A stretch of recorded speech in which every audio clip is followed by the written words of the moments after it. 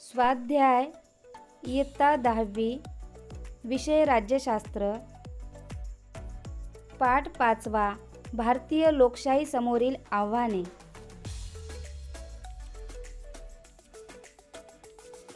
प्रश्न पहिला.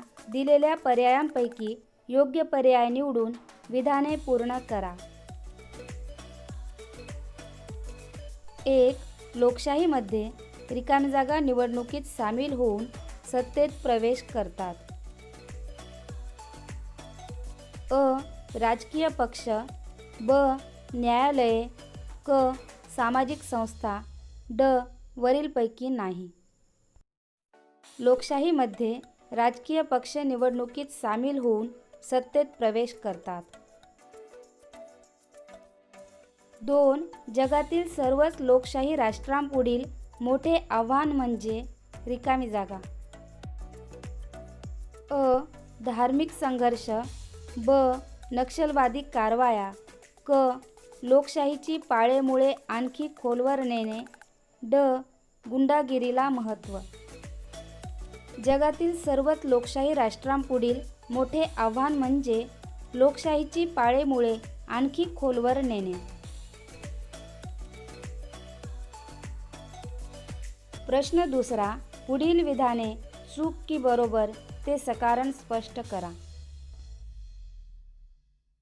1. लोकशाही टिकवण्यासाठी दक्ष राहावे लागते. हे विधान बरोबर आहे, कारण लोकशाही व्यवस्था केवळ शासकीय पातळीवर असून चालत नाही, तर ती लोकांपर्यंत पोहोचली पाहिजे. लोकशाहीतील लोकांचे हक्क, स्वातंत्र्य अबाधित ठेवण्यासाठी सतत जाणीवपूर्वक प्रयत्न करावे लागतात. भ्रष्टाचार, हिंसा, गुन्हेगारीकरण यासारख्या लोकशाहीला आव्हान देणाऱ्या समस्या वेळीच नष्ट कराव्या लागतात. त्यासाठी लोकांना आणि शासनालाही सतत दक्ष राहावे लागते. 2. डाव्या उग्रवादी चळवळीत आज शेतकरी व आदिवासी यांच्या समस्यांचे महत्त्व वाढत आहे.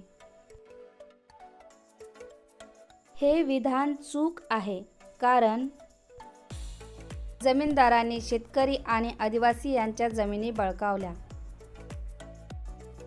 यामुळे हा अन्याय दूर करून भूमिहीनांना जमिनी परत मिळवून देण्यासाठी नक्षलवादी म्हणजेच डाव्या उग्रवाद्यांची चळवळ सुरू झाली.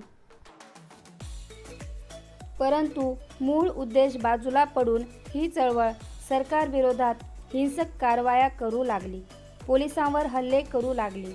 हिंसेलाच अधिक महत्त्व आले. म्हणून डाव्या उग्रवादी चळवळीत आज शेतकरी व आदिवासी यांच्या समस्यांचे महत्त्व कमी झाले आहे.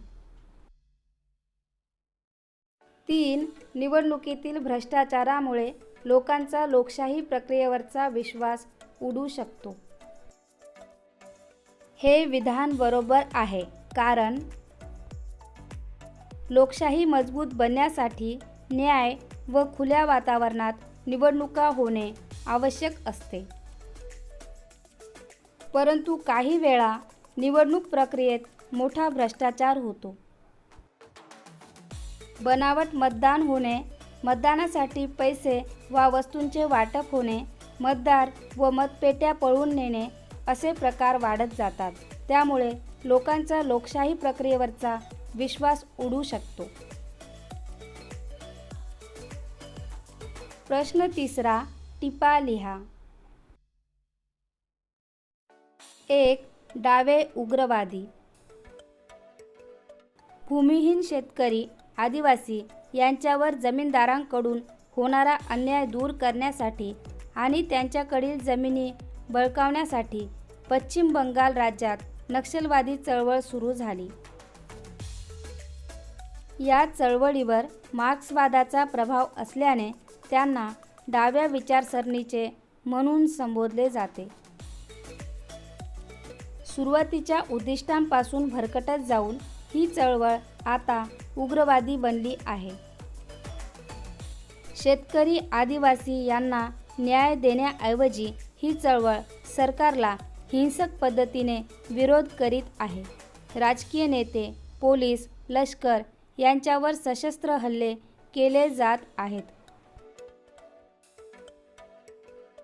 2. भ्रष्टाचार.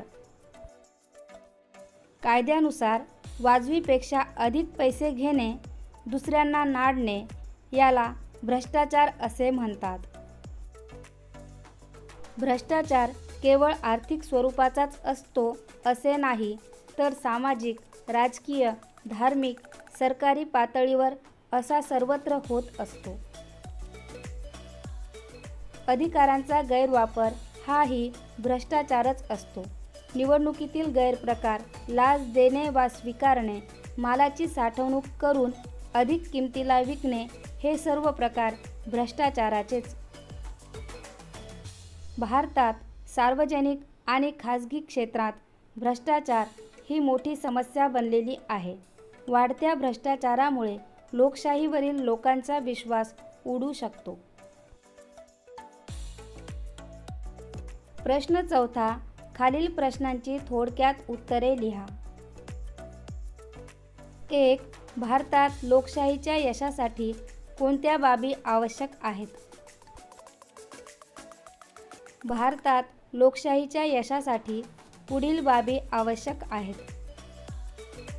लोकशाही निर्णय प्रक्रियेत सर्व धार्मिक, वांशिक, भाषिक व जातीय गटांना सहभागी होण्याची संधी मिळाली पाहिजे. राजकारणाचे गुन्हेगारीकरण रोखण्यासाठी कडक शिक्षा असणारे कायदे असावेत व असे गुन्हेगारीकरण रोखणारी स्वतंत्र न्यायालये असावीत. केवळ शासकीयच नव्हे तर सामाजिक आणि वैयक्तिक पातळीवरही लोकशाही यशस्वी होण्यासाठी प्रयत्न व्हायला हवेत. शासन व्यवहारात सर्व पातळ्यांवरील नागरिकांचा सहभाग वाढला पाहिजे. 2. राजकारणाचे गुन्हेगारीकरण झाल्यामुळे कोणते परिणाम होतात? राजकारणाच्या गुन्हेगारीकरणाचे पुढील परिणाम होतात. राजकारणामध्ये पैसा आणि गुंडगिरी यांचे महत्त्व व वर्चस्व वाढते. निवडणुकीच्या वेळी हिंसाचाराचा वापर होऊन मुक्त वातावरणात निवडणुका घेणे अशक्य होते. दहशतीचे वातावरण निर्माण होऊन शासन व्यवहारात लोकांचा सहभाग कमी होतो. सहिष्णुता संपते, यामुळे लोकशाही विकसित होत नाही. 3. राजकीय प्रक्रिया पारदर्शक होण्यासाठी कोणते प्रयत्न केले जातात? निवडणुका खुल्या आणि न्याय्य वातावरणात घेण्यासाठी स्वतंत्र निवडणूक यंत्रणा निर्माण केली जाते. राजकारणाचे गुन्हेगारीकरण रोखण्यासाठी कडक शिक्षा देणारे कायदे निर्माण केले जातात. राजकारणात आणि निवडणुकीत भ्रष्टाचार होऊ नये म्हणून कायदे निर्मिती केली जाते. भ्रष्टाचारी, गुन्हेगार अशांना 2 वर्षांपेक्षा जास्त कालावधीची शिक्षा झाली असल्यास राजकीय प्रक्रियेत सहभागी होण्यास न्यायालयांनी बंदी घातली आहे. नमस्कार, मी अनिता दिगंबर गजलकर. मागील 2 वर्षापासून मी इयत्ता 8वी व इयत्ता 9वी वर्गाच्या विषयांचे स्वाध्याय व्हिडिओ अनिता गजलकर या चॅनलवर अपलोड करत आहे. अनेक विद्यार्थ्यांनी कॉल करून तसेच चॅनलवर कमेंट देऊन इयत्ता 10वीच्या स्वाध्याय व्हिडिओची मागणी केलेली आहे. दिनांक 22 मार्च 2020 पासून मी ही सिरीज सुरू केली आहे. लवकरच इयत्ता 10वीचे सर्व स्वाध्याय व्हिडिओ आपल्यापर्यंत पोहोचतील.